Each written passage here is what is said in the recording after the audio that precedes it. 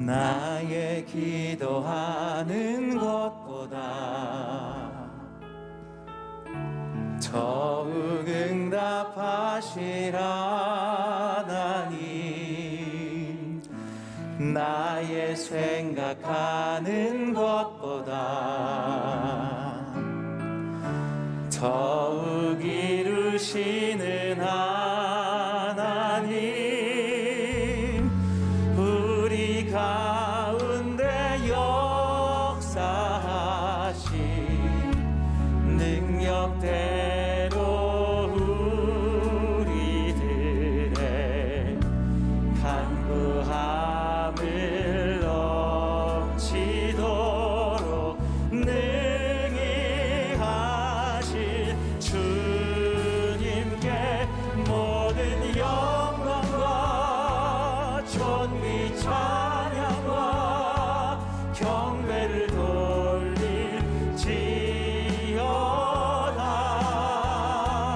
모든 영광과 존귀 찬양과 경배를 돌릴지어다.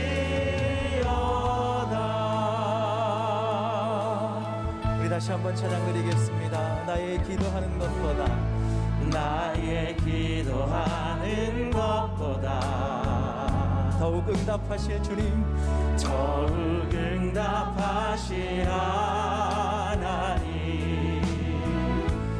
나의 생각하는 것보다 더욱 이루시는 하나님, 우리 가운데 역사하신 능력대로 우리들의 간구함을 넘치도록 능히 하실 주님께 모든 영광과 존귀 찬양과 경배를 돌릴지어다.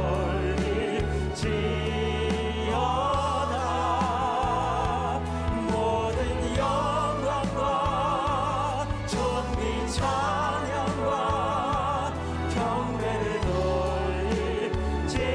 모든 영광과 존귀, 모든 영광과 존귀 찬양과 경배를 돌릴지어다.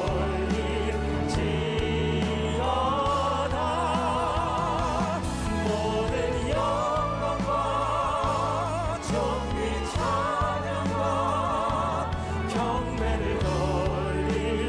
우리가 구하는 것보다 더 크게 응답하신 주님께 모든 영광, 모든 영광과 존귀 찬양과 경배를 돌릴지어다.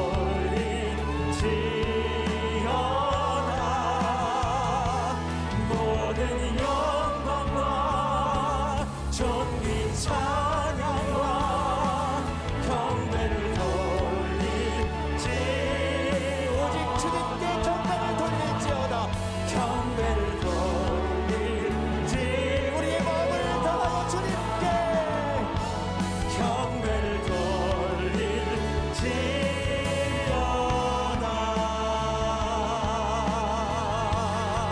우리의 기도에 넉넉히 응답하신 주님께 우리의 마음을 다하여 박수로 찬양 올려드리겠습니다. 할렐루야. 자, 오늘은 여러분과 함께 가정아 살아나라, 가정아 살아나라 라는 제목의 말씀 전합니다. 여러분 곁에 지금 앉아있는 함께 예배하는 가족이 하나님이 여러분에게 주신 가장 귀한 선물입니다. 선물 좋아하시죠? 가족이 선물입니다. 그런데 이 선물도 받는 사람이 어떻게 다루느냐에 따라서 좋은 선물이 되기도 하고 하찮은 것이 되기도 하는데, 정말 여러분 옆에 있는 한 사람 한 사람 및 식구가 선물이라 라고 생각을 하고 소중하게 가꾸면 여러분은 평생 꽃밭에서 사는 것이고 풍성한 숲이 되는 것이고 넉넉한 과수원이 되어 천국에서 사는 것이고, 그 가족도 잘 가꾸지 못하면 가장 고통스러운 지옥이 되는 겁니다. 저는 여러분의 가정이 꽃밭 되고 천국 되기를 축원합니다. 한 사람과 한 사람이 만나서 부부가 된다는 것, 그리고 부부로 평생을 살아간다는 것, 참 신비로운 일입니다. 누군가 만나서 하루 종일 대화만 해도 머리가 지끈지끈 아프고 그런데 평생을 그 사람하고 살아간다는 게 얼마나 놀라운 일입니까? 그렇게 한 사람과 한 사람이 만나 부부가 되어 살아간다고 할 때에 그렇게 만난 사람이 내 마음에 딱 잘 맞아가지고 이 사람하고 내가 마음껏 하나님을 섬기고 마음이 잘 통한다면 그때부터 평생 천국에서 사는 거고, 이렇게 그런 줄 알고 살았는데 보니까 한 마음이 안 되고 평생 평행선처럼 두 마음으로 살아간다면 옥신각신하면서 지옥처럼 살아가게 되는 것도 가정입니다. 천국이 되는 것도 가정이고 지옥이 되는 것도 가정입니다. 그 밑에서 태어나서 자라는 아이들은 가정을, 부부를 보면서 엄마 아빠를 보면서 천국으로 생각할 수도 있고 지옥으로 생각할 수도 있고, 내가 빨리 떠나고 싶다고 생각할 수도 있고, 나는 가능하면 부모님과 같이 있고 싶다고 생각하는 사람, 천국을 보여줄 거냐 지옥을 보여줄 거냐도 부모의 몫이더라는 겁니다. 뭐 한 번쯤 여러분 다 들어보셨겠지만 부부로 산다는 이야기, 이런 조크가 있습니다. 한 50대 남자가 일을 하다가 힘들 때마다 지갑을 열어 아내의 사진을 보고 힘을 내더랍니다. 흔하지 않지요. 어떻게 아내의 사진을 보고 힘을 낼까 감동이 되어서 당신은 아내를 무척 사랑하시나 봐요 하니까 화들짝 놀라면서 뭐라고 얘기했다고 그러죠? 무슨 소리입니까? 나는 힘들 때마다 사진을 보면서 그래 힘내자, 내가 이 사람하고도 사는데 내가 무슨 일을 못하겠는가, 그렇게 하고 힘이 난다고 합니다. 우리 성도님 중에는 그런 분들 없고 좋아서 힘이 나야지, 그래 내가 이 사람하고도 사는데 세상에 못할 일이 뭐가 있겠냐. 어떤 50대 여인은 일이 꼬여서 잘 풀리지 않을 때마다 핸드폰을 열어 남편 사진을 본답니다. 남편을 그렇게 사랑하냐고 똑같이 물었더니 대답이 이렇게 돌아옵니다. 무슨 말을 하는 겁니까? 내가 이 사진을 보면서 늘 이렇게 생각합니다. 내가 이 인간도 고쳐서 쓰는데 내가 세상에 못할 일이 뭐가 있겠는가 하면서 힘을 얻는답니다. 뭐 이런 조크는 30대 부부들은 안 웃고요. 한 60 넘으신 분들은 많이 웃을 겁니다. 예. 여러분은 위대합니다. 왜 위대하냐면 옆에 있는 그분과 살아가기 때문에 여러분은 그 자체로 위대합니다. 부부는 참 놀랍습니다. 젊어서 부부는 사랑해서 살고, 중년의 부부는 서로가 필요해서 살고, 노인의 부부는 서로가 고마워서 산답니다. 고마워서. 처음에는 사랑으로 시작하고 나중에는 또 아이들이 태어나다 보니 엄마 아빠도 서로 손이 필요해서 살고, 나중에는 그 모진 세월들 같이 아끼고 사랑하고 와서 고마워서 산다는 말, 참 적절한 말이라고 생각을 합니다. 우리 지금 온라인으로 예배 드리는 부부들 중에는 젊어 사랑으로 사는 부부도 있고 필요해서 필요로 사는 부부도 있지만 결국에 여러분도 머리에 다 흰 눈이 내리고 하면 서로의 고마움을 느끼게 될 겁니다. 아내를 오리에 비유한 유머가 있습니다. 오리. 들을만 해서 나눠보는데요. 여성 비하 아니니까 절대 오해 없으시고 그냥 재미로 한번 들어보시기 바랍니다. 집에서 살림을 잘하는 아내를 집오리라고 얘기합니다. 직장도 좋고 살림도 잘하는 아내는 청둥오리, 그렇게 이야기합니다. 투자를 잘해서 큰 재산을 늘리는 아내는 황금알을 낳는 오리, 이렇게 이야기합니다. 남편 벌어온 돈 다 쓰고도 돈 더 벌어오라고 호통치는 아내는 탐관오리라고 이야기합니다. 병에 걸리고 고생하는 아내는 어찌하오리라고 얘기하고, 돈 많이 벌어놓고 일찍 죽는 아내를 아싸가오리라고 이야기한다고 합니다. 그런데 믿음이 좋아 남편을 전도하는 아내를 죽게 가오리라고 이야기합니다. 우리 교회는 다 죽게 가오리 아내들이 많기를 바랍니다. 아싸 가오리 한 명도 없어야 됩니다. 아싸 가오리 한 명도 없어야 됩니다. 예.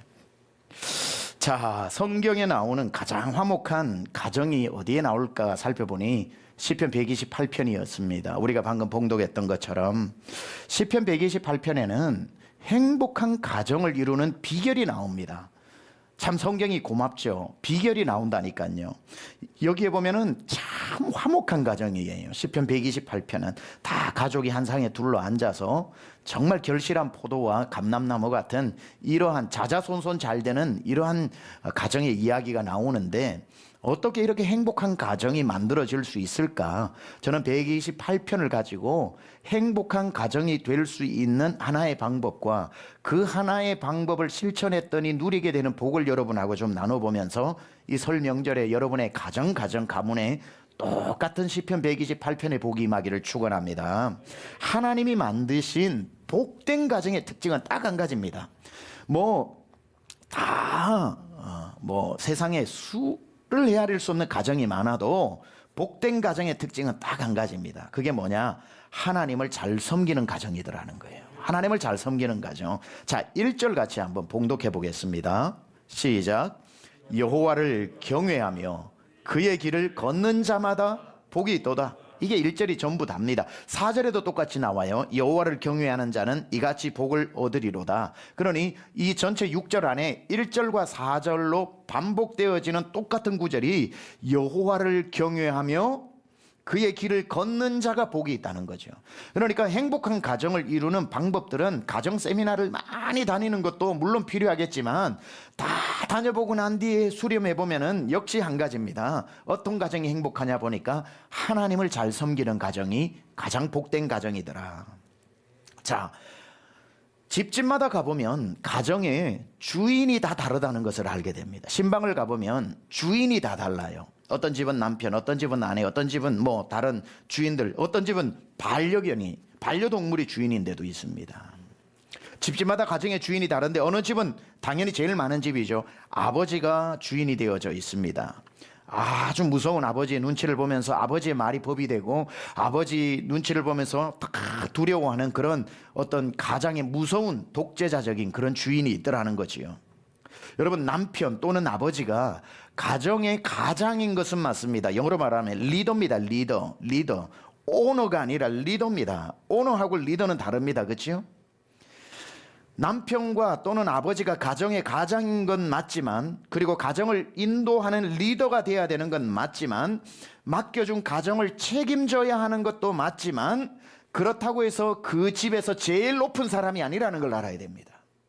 제일 높은 위치에 있는 주인이 아니라는 것을 알아야 합니다. 물론 가족들은 아버지를 가장 높여주고 인정하고 순종하는 게 성경적이긴 하지만 그렇다고 해서 그 가정의 주인은 아니라는 것을 알아야 되는 거죠. 가장하고 주인은 다른 겁니다. 가정의 주인은 누굽니까? 하나님입니다. 아버지가 아니에요. 하나님이에요. 하나님 밑에 아버지가 있는 겁니다. 남편과 아내, 자녀들은 가정을 이루는 구성원이지요. 그러면 가정을 만든 분이 누굽니까? 하나님이시죠. 그러니까 주인은 만든 분 거잖아요. 그러니까 가정을 만드신 분이 하나님이고, 하나님이 남편도 아내도 만들었으니 남편이 가정의 소유권을 주장하면 안 된다는 겁니다. 이 세상 모든 가정의 주인은 오직 한 분 하나님입니다. 그런데 아까 말씀드렸다시피 이 사실을 잊어버리고 가정에 가보면 다 주인이 달라요. 제일 많은 경우 남편이 아버지가 가장의 자리로, 주인의 자리로 승진해 버렸어. 그리고는 주인 자리에 앉은 가정이 있습니다. 그런가 하면 어느 집은 남편의 리더십이 하나도 없고 전부 모든 것을 엄마나 아내가 가정의 주인인 그런 집도 있습니다. 엄마 말이 법이 되고 엄마 기분 하나로 가정의 분위기가 다 좌지우지되고 엄마가 말하는 대로 듣지 않으면 집안이 큰일 나고 남편과 자녀들도 엄마 눈치 보면서 벌벌벌 떠는 것도 정상이 아닙니다. 아무리 아내가 남편보다 더 지혜롭고 가정을 잘 이끌고 관심이 많다고 해도 그래도 엄마가 주인은 아닙니다. 하나님이 주인이지요. 아내가 주인의 자리로 절대로 승진해서는 안 됩니다. 그런가 하면 자녀들이 주인인 집이 의외로 많습니다. 정말 신방을 많이 가보면은 자녀가 주인이 된 집들이 의외로 많습니다. 자녀들 기분 맞추느라 부부가 벌벌벌벌 떨면서 갔는데도 방에 자녀가 있어도 나오지도 못하게 합니다. 그냥 공부해야 되니까. 목사님이 왔는데도 죄송해요, 공부를 해야 돼가지고. 무엇을 가르치는지, 영적 리더십을 어떻게 세워가지고 그 자녀가 어떻게 하나님을 바라보고 어떻게 목회자를 대하고 어떻게 사람을 대해야 되는지 인간적인 관계에 대한 것보다는 너무 죄송해요, 지금 공부에 중요한 시험에 내일 있어가지고 부부가 안쓰러워요. 자녀를 거의 우상으로 만들어 놓는 겁니다. 자녀에게 리더십을 다 빼앗기고 자녀가 큰 소리 치고 엄마! 라고 기분 나쁜 표현을 하면 부모는 기분을 맞추느라 벌벌벌 떠는 집안들이 많습니다. 자녀를 부모가 자기도 모르는 사이에 자녀를 하나님 자리에 갖다 놓고 하나님을 섬기니 하나님 자리에 앉아있는 모든 걸 우리는 뭐라고 얘기해요? 우상이라고 그러죠. 자녀를 우상의 자리에 갖다 놓으면 하나님이 제일 싫어하는 게 우상입니다. 그러면 내 사랑하는 자녀를 하나님이 가장 싫어하게 만드는 방법이 하나님 자리에 갖다 놓는 거예요. 하나님 자리에 자녀를 갖다 놓는 그 순간부터 하나님은 그 우상을 멸하십니다. 자녀 인생을 망치는 가장 빠른 방법은 하나님처럼 자녀를 섬기는 거예요. 아닙니다. 절대로 아닙니다. 자녀를 가장 빨리 망하게 하는 방법, 자녀를 하나님의 자리에 앉혀놓는 것, 가정의 주인으로 만드는 것, 절대로 그래서는 안 됩니다. 가정의 주인은 남편도 아닙니다. 아내도 아닙니다. 자녀도 아닙니다. 오직 누구라고요? 하나님입니다. 그래서 하나님을 주인으로 삼으려고 하나님을 주인으로 모시는 모든 가정에 가보세요. 하나님의 은혜가 있어요. 그 자리는 아무도 탐하지 않고 우리 집은 하나님이 주인이야. 하나님 말씀이면 우리는 무조건 순종하는 거야. 이건 하나님이 기뻐하시지 않아 라고 자녀에게 주인된 하나님의 말씀을 명료하게 말할 수 있는 부모, 하나님의 말씀으로 자녀를 훈육할 수 있는 것, 남편과 아내를 성경이 가르쳐 준 대로 순종하면서 하나님 말씀을 금과 옥조로 여기는 가정에 하나님의 은혜가 어떻게 끊어질 수 있겠습니까? 그래서 하나님께서 복을 주시는 가정의 특징은 1절에 나오는 것처럼 여호와를 경외하며 그의 길을 걷는 자마다 복이 있다. 자마다 복이 있다. 자 중에 복이 있다가 아니라 여호와를 경외하며 그 길을 걷는 사람 중에 복이 있는 사람이 있더라가 아니라 다입니다. For everybody. 자마다, 그 길을 걷는 모든 자마다 복이 있다는 겁니다. 예외가 없다는 뜻이에요. 그래서 이것을 알았던 여호수아는 백성들을 향해서 이렇게 외쳤죠. 나와 내 집은 여호와만 섬기겠노라.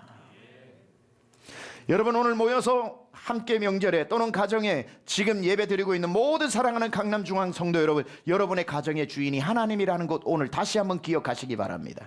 절대로 누구든지 그 하나님의 자리에 딴 사람 앉아있지 않기를 축원합니다. 내려오고 하나님이 그 자리에 앉으시는 순간 여호와께서 여호와를 경외하고 그 길을 걷는 사람에게 주시는 복이 흘러 들어오게 될 것입니다. 자, 그렇다면 하나님을 경외하고 그의 길을 걷는 자에게 주시는 복은 어떤 복일까? 그게 2절에서 6절까지 나오는데 첫 번째 어떤 복이냐면 손으로 수고한 대로 거두는 복을 주십니다. 손으로 수고한 대로 거두는 복을 주신다는 것. 2절 우리 같이 한번 읽어보겠습니다. 시작. 네가 내 손이 수고한 대로 먹을 것이라. 네가 복되고 형통하리로다.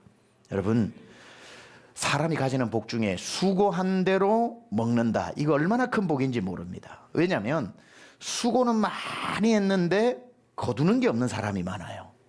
그런데 하나님을 경외하는 사람에게 주시는 첫 번째 복이 뭐냐면 네가 수고한 것을 다 거두게 해주겠다는 거죠. 굉장히 큰 복입니다. 하나님을 경외하는 가정에게 그것을 약속하신다는 거죠. 하나님을 경외하는. 한국 속담에 이런 속담이 있어요. 재주는 곰이 부리고 돈은 되놈이 가져간다. 수고를 아무리 해도 내가 거두는 게 아니라 딴 사람이 다 낚아채서 가져가는 경우들이 많은데 하나님을 경외하는 사람에게 있어서는 하나님이 챙겨주시겠다는 거예요. 네가 손으로 수고한 걸 남이 못 가져가게 하겠다. 네가 가장 먼저 거두게 하겠다. 그러니까 우리는 열심히 일을 하면 다 거둔다고 이렇게 생각을 하는데 살아보면 그게 아니라는 걸 알게 됩니다. 당연히 뿌렸으면 거두는 인과관계가 이루어져야 하는데 거두고 뿌리고 거두는 이게 얼마나 어렵다는 것을 우리는 살면서 알게 됩니다. 그래서 손으로 수고한 대로, 여기 2절에 네가 내 손이 수고한 대로 먹을 것이라는 게 얼마나 큰 복인지를 살면 살수록 알게 되는 거지요. 저는 처음에 목회를 하면서 목회를 열심히 하는 스타일입니다. 제가 잘하지는 못해도 뭘 하면 열심히 하는 스타일입니다. 중학교 때부터 뭘 해도 중학교 2학년 때는 야간 자율학습이라는 게 없었거든요. 중학교 3학년 때부터 야간 자율학습이 있었습니다. 고등학교를 시험을 봐서 가야 돼서 그 대입보다 더 중요했습니다. 근데 고등학교 2학년 때 공부를 하고 싶은데 야간 자율학습이 없어서 오후 4, 5시 되면 수업 끝났다고 집에 가라 그러니까 집에 가면 일해야 되는데, 그래가지고 제가 선생님한테 부탁을 해가지고 전교 2학년 중에 저 혼자 3학년 교실에 가가지고 야간 자율학습했습니다. 3학년 교실에서 밤 10시까지 야간 자율학습하고 막차 타고 집에 갔습니다. 그렇다고 공부 잘했다는 뜻은 아닙니다. 그러나 뭐든지 열심히 했습니다. 뭐든지 열심히. 고등학교 다닐 때도 학원이라는 게 있는 줄 몰랐으니까 10시에 야간 자율학습 마치고 애들이 다 집으로 가길래 집으로 가는 줄 알았어요. 근데 보니까 학원 갔다 그러대요. 저는 이제 학원이라는 게 있는 줄도 모르고 학원 갈 형편도 안 되니까 교실에 남아서 새벽 3시까지 있다가 새벽 3시에 자취방으로 가고 그랬어요. 공부를 잘했다는 뜻은 아닙니다. 그러나 항상 열심히 하는 스타일이었습니다. 군대 가서도 마찬가지고 뭘 해도 그렇고요. 남들 군대 10시에 잘 때 행정반에 가서 부탁을 해가지고 12시에 자게 해달라고 그래서 상병 때부터는 12시에서 잤고, 6시에 기상을 해야 될 때 부탁을 해서 4시에 일어나게 해달라고 해서 4시에 일어나고, 그렇잖아. 4시간만 자는, 그 사이에 불침번 있으면 2시간 나갔다 와야 되고. 그런데도 그렇다고 해서 뭐 군생활 훌륭하게 했다는 게 아니라 뭐든지 열심히 했다는 거예요. 목회를 시작을 하니까 목회도 열심히 하더라고요. 제가 목회도 열심히 하는데, 그래서 열심히 하다 보니까 교회가 성장을 하더라고요. 성장을 하고 성도들이 교회로 오고, 그러니 재미가 있어서 신바람이 나서 더 열심히 하게 되고 또 열심히 하게 되고 해서, 아, 열심히 하면 교회 성장하는구나 이렇게 생각한 거예요. 열심히 하면 거두게 하시는구나, 저는 이렇게 생각을 했어요. 그래서 교회가 막 300명 400명 성장을 하게 될 때 후배들이 많이 찾아왔습니다. 교회가 어떻게 해야 성장을 하는지 선배님 가르쳐 달라고 오면 제가 늘 얘기했던 게 열심히 해라. 게으르게 하지 말고 열심히 해라. 밤낮 없이 열심히 해라. 취미생활 이런 거 가지지 말고 목회가 취미가 되게 해라. 성실히 목회하라고 제가 나는 열심히 하니까 되더라고 이야기하면서 그 금쪽 같은 후배들의 마음에 상처를 줬습니다. 상처를 줬다고요. 어느 날 가만 보니까 우리 후배들을 보니까 저보다 열심히 하더라고요. 저만 열심히 한 게 아니라 목회자들 대부분 열심히 합니다. 정말 열심히 하는데 어떤 목회자는 보면 제가 따라갈 수 없을 정도로 더 독하게 열심히 합니다. 그런데 저만큼 열심히 하고 저보다 열심히 하는데도 불구하고 제 20년 담임 목회의 경험을 쭉 돌아보니까 열심히 한다고 다 거두는 게 아니더라니까요. 아, 내가 열심히 해서 거두는 게 아니었구나. 열심히 하는 것도 필요하지만 이게 인과관계가 이루어지는 게 아니구나. 아, 땀 흘린 대로 교회가 성장하는 건 어마어마하게 어려운 일이구나. 수고한 대로 교회가 성장을 하고 열매를 거둔다는 건 정말 어려운 일이구나라는 걸 철들면서 알게 되면서 그 뿌리고 거두는 사이에 어마어마한 한 가지가 있다는 걸 알게 된 겁니다. 하나님의 은혜라는 거죠. 하나님의 은혜.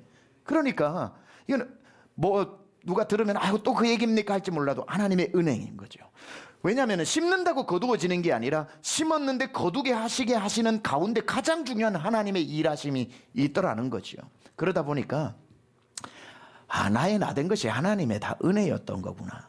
내가 젊은 날 열심히 해가지고 교회가 큰 게 아니라 열심히 했다면 다 거두어야 되는데 그게 아니라 저 같은 경우는 열심히 해서 거두는 목회 정도에 가까운 사람이니까 이건 하나님의 은혜다. 열심히 해도 다 거둘 수 없는 분들이 있음을 알고 이제는 후배들 오면 밥 사주지 열심히 해라고 꾸짖지 않습니다. 그게 얼마나 어려운 일인지 알기 때문에 오히려 뭘 더 도와줄까 이런 마음이 들죠. 미안해지기도 하고. 왜냐하면 똑같이 열심히 했는데 저에게는 하나님이 거두게 하시는데 이분에게는 많이 못 거두게 했을 때에 제가 하나님 앞에 고맙기도 하면서 이분에게 얼마나 죄송합니까? 마찬가지예요. 여러분, 사람이 다 심었다고 해서 수고했다고 해서 수고한 대로 거두는 게 아니더라는 거죠. 뭐가 있어야 됩니까? 하나님의 은혜가 있어야 된다는 겁니다. 저는 하나님을 경외하고 살아가는 가정에 하나님의 첫 번째 약속하신 게 뭐냐면, 하나님을 경외하고 하나님을 주인 삼고 그의 말씀대로 살아가는 가정에게는 손으로 한 대로 수고한 대로 거두는 복을 주시겠다고 했는데, 이것이 우리 성도의 가정에 그대로 이루어지기를 축원합니다. 2022년에 무엇을 하든지 하나님께서 은혜 주셔서 거둘 만한 것 다 거둘 수 있기를 축복합니다. 하나님을 경외하는 가정에게 주시는 두 번째 복이 뭐냐 보니까 가정의 화목의 복을 주시더라는 거죠. 하나님 잘 섬기는 가정을 보면 특징이 있는데 화목합니다. 화목해요. 3절을 한번 같이 읽어보겠습니다. 3절 시작. 내 집 안방에 있는 내 아내는 결실한 포도나무 같으며 내 식탁에 둘러앉은 자식들은 어린 감람나무 같으리로다. 자, 가정의 아내와 자녀를 결실한 포도나무와 그리고 감람나무로 비유를 하고 있습니다. 성경에서 이 포도나무와 감람나무는 하나님의 축복의 상징입니다. 하나님을 경외하고 그 길만 걸어갔더니 하나님께서 아내는 결실한 포도나무가 되게 하고 자녀들은 기름이 충만한 감람나무가 되게 하신다는 축복을 말씀하고 있습니다. 이것은 곧 가정을 화목하게 하신다라는 뜻입니다. 여러분, 가정은 반드시 가정이라고 하는 하나가 있는데, 이 가정이 연결되어져 있어야 할 곳이 있는데, 가정이 연결되어져 있어야 할 곳이 뭐냐면은 요한복음 15장에 보면 이런 말씀 나오죠. 예수 그리스도는 포도나무요 우리는 그의 가지니 라고 이야기를 합니다. 그러니까 가정은 가지입니다. 가지. 그리고 이 가지로 흘러들어오는 모든 수액과 모든 복은 이 원줄기인 예수 그리스도께 있는 거죠. 그러니까 가정에 포도나무의 결실이 맺어지려면 이 가지가 포도나무에 붙어 있어야 되는 거죠. 포도나무에 붙어 있어야 되는 거. 그게 하나님을 경외하고 하나님 말씀대로 살 때에 거기에서부터 흘러나와 가족이 포도나무, 결실한 포도나무가 되고 기름 충만한 감람나무가 된다는 게 그 뜻입니다. 요한복음 10장 10절을 우리 같이 한번 읽어보겠습니다. 시작. 도둑이 오는 것은 도둑질하고 죽이고 멸망시키려는 것뿐이요 내가 온 것은 양으로 생명을 얻게 하고 더 풍성히 얻게 하려는 것이다. 자, 예수님이 오신 목적이 생명을 얻게 하고 생명 얻은 그 사람에게 풍성한 삶을 주신다는 게 오신 목적 아닙니까? 여기서 포도나무와 가지에 대해서 한번 비교해서 설명해 보겠습니다. 자, 원래 포도나무인 예수님에게 있어서 우리는 태어날 때 붙어서 태어난 게 아니라 끊어진 가지로 태어난 겁니다. 자, 포도나무에서 가지가 끊어진 상태로 태어났으면 여기는 열매를 못 맺죠. 왜냐하면 여기에서 영양분이 안 들어오니까. 어디 열매를 못 맺을 뿐입니까? 이게 말라버리죠. 말라버리면 나중에 어디다 갖다 씁니까? 불에 태워버리죠. 그러니 우리가 태어날 때에 예수님인 원가지에서 끊어져서 태어난 상태, 이걸 죄라고 그러죠. 분리된 상태. 끊어져서 태어나다 보니까 이게 갈수록 살아나야 하는데 죽어가게 되죠. 말라버리게 되죠. 나중에 어디로 간다고요? 불에 태워지는 게 지옥 가는 겁니다. 지옥 가는 것. 자, 이 상태로 우리가 태어났는데 예수님이 오신 목적은 뭐냐면, 포도나무 대신 예수님이 오신 목적이 뭐냐면은 양으로 생명을 얻고 했으니까 끊어진 이 가지를 자기 몸에 붙였다는 뜻이에요. 자기 몸에 붙였다. 이걸 우리에게 생명을 주셨다. 우리를 구원하셨다. 관계를 회복하셨다는 겁니다. 그래서 내가 온 것은 양으로 생명을 얻게 하고, 자, 붙어지고 나니까 이게 접붙여진 거죠. 그때부터 어떤 일이 일어납니까? 원포도나무에 있었던 모든 좋은 것이 가지로 흘러가게 되는 거죠. 풍성이 얻게 되어지는 것. 거기에서 잎이 나고 싹이 나기 시작하면서 주렁주렁 포도나무 열매가 맺혀지게 되는 것.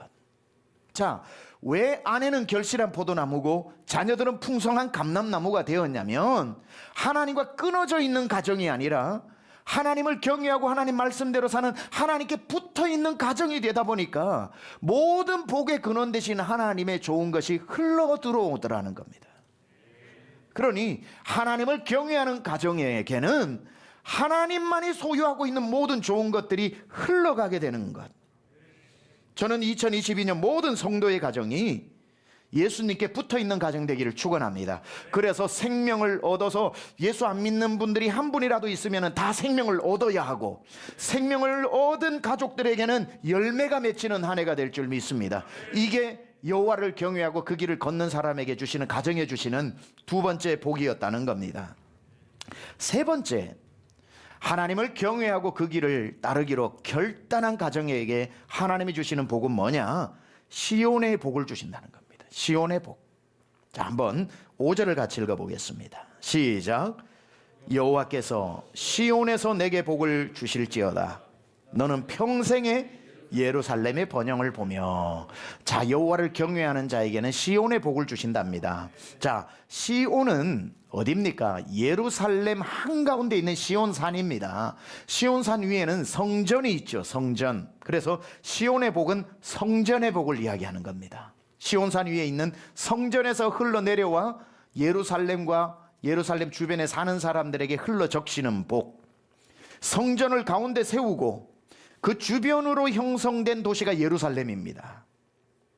그래서 여호와께서 시온에서 내게 복을 주면 네가 평생에 예루살렘이 번영하는 것을 보게 될 것이다, 이렇게 말씀하고 있는데, 자, 성전을 세워놓고 온 세계에 있는 사람들이 6월절, 77절 장막절을 맞이해서 하나님 앞에 예배하기 위해서 양과 염소와 모두 소를 몰고 이 예루살렘으로 모여들게 되죠.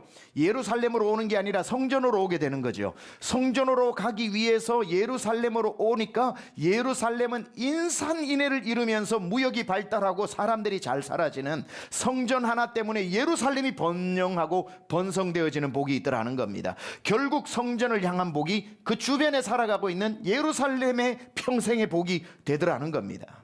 그래서 예루살렘에 사는 사람들은 마음이 하나였어요. 저 성전에 오는 사람들의 발길이 끊어지지 않으면 우리는 평생 잘 산다. 그러면은 예루살렘의 시온산에 있는 저 성전에 하나님의 영광이 임해야 그 소문이 열방에 퍼져서, 야, 우리 그 영광을 보러 가자, 그곳에 임하시는 하나님께 예배하러 가자. 그 시온산에 하나님의 영광이 가득할 때에 순례자의 길이 끊어지지 않는 거지요. 순례자의 길이 끊어지지 않으면 예루살렘에 사는 사람들은 저절로 번영을 하게 되는 겁니다. 이게 선순환이에요. 시온 성전에 하나님의 영광이 임하니 사람들이 몰려들고, 사람들이 몰려드니 그 주변에 사는 사람들이 잘 살게 되어지는, 결국은 성전의 복이 예루살렘의 복이 되는 것. 성전에 하나님의 영광이 떠나지 않는 이상 열방에서 이 성전으로 나올 것이고, 이 성전으로 나오는 사람의 발길이 끊어지지 않는 이상 예루살렘은 늘 번성할 것이다. 자, 이것이 이스라엘 백성들의 성전과 자기의 삶을 하나로 잇는 끈이었던 특징입니다. 성전이 잘 되는 것이 곧 자기들이 잘 되는, 성도가 잘 되는 것이었고, 성전의 복은 곧 성도의 복으로 이어졌고, 성전에 임한 하나님의 영광은 성도의 축복으로 귀결되어지더라는 거죠. 오늘 여러분은 설 명절을 맞이해서 모두 가정에서 함께 예배를 드리고 있지만, 하나님께서 우리를 강남중앙침례교회라는 한 울타리, 한 성전 안에 한 식구로 묶어주셨습니다. 교회에 잘 되는 은혜가 성도의 복으로 귀결되어지는 거죠.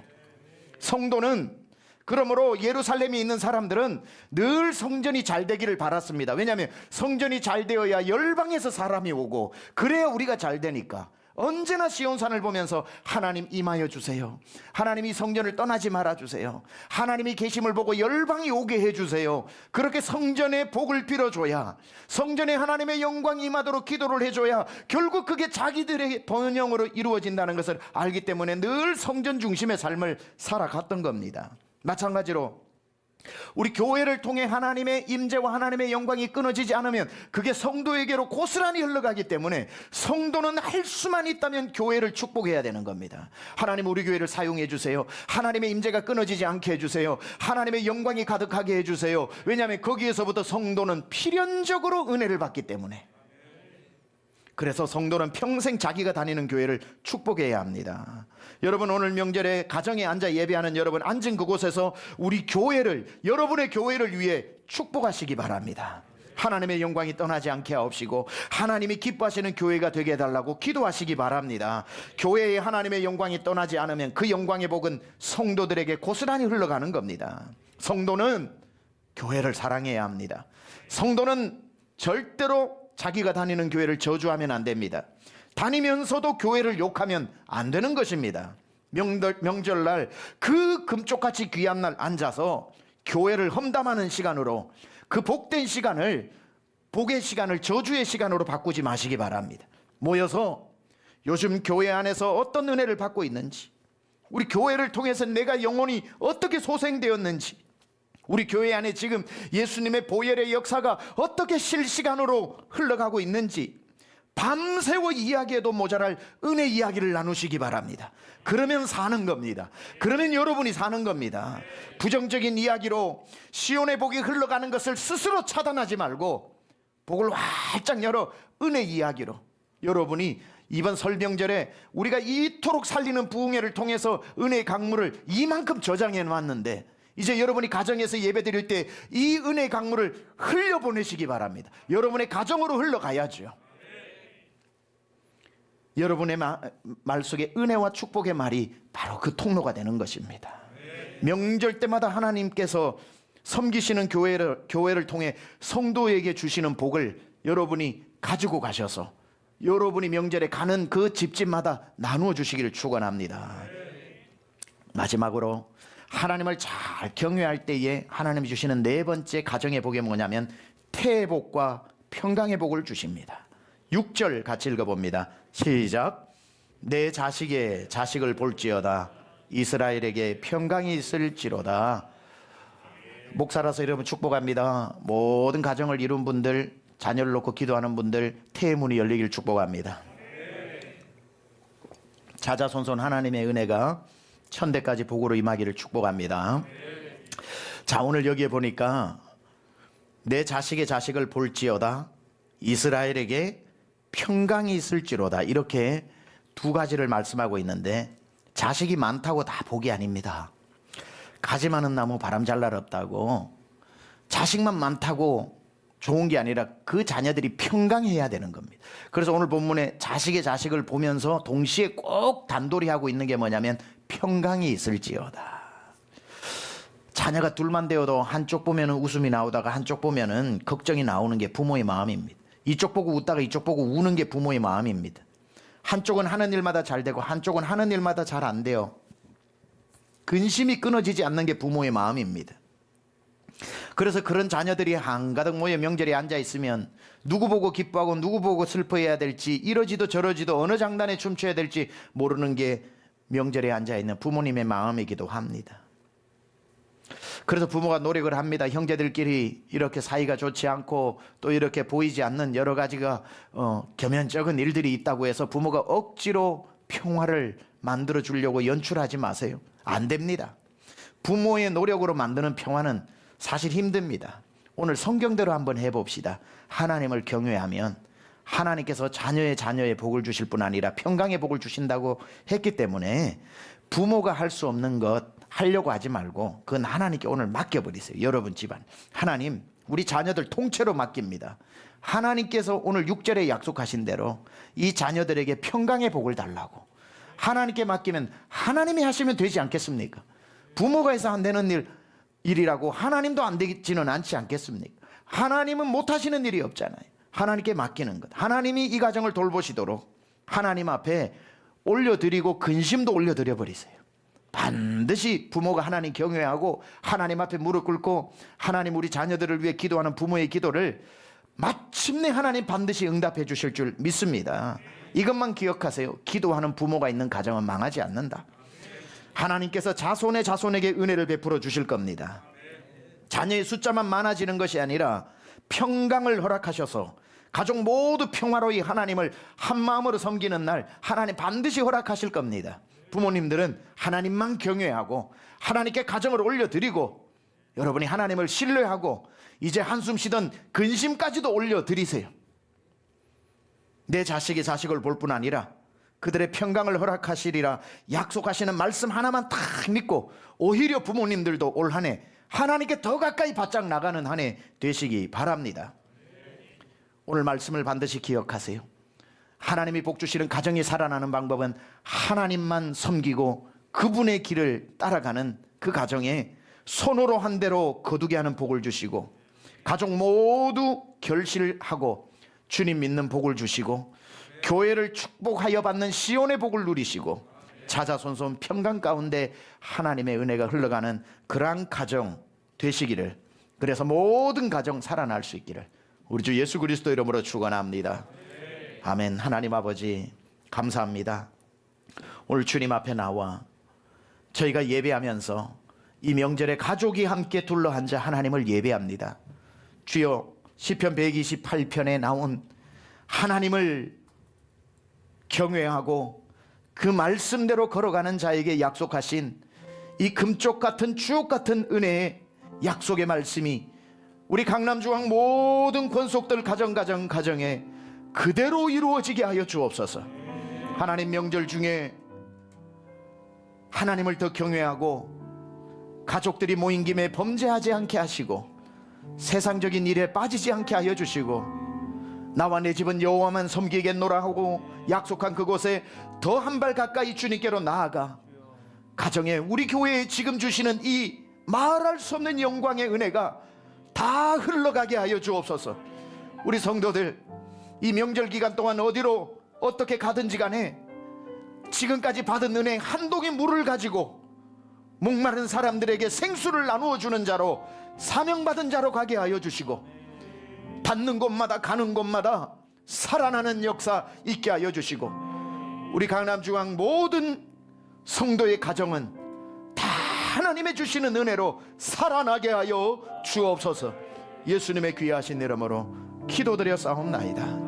아멘. 이제는 우리 주 예수 그리스도의 은혜와 하나님 아버지의 놀라우신 사랑하심과 성령님의 감화감동 내주교통 역사하심이 모두 한자리 하나님 앞에 앉아 예배하는 모든 강남중앙 권속들 가정 머리머리 위에 부모님, 그리고 자녀들, 그리고 모든 일가 친척 믿음의 식구들 위에 지금부터 영원토록 함께 하옵시기를 간절히 축원하옵나이다.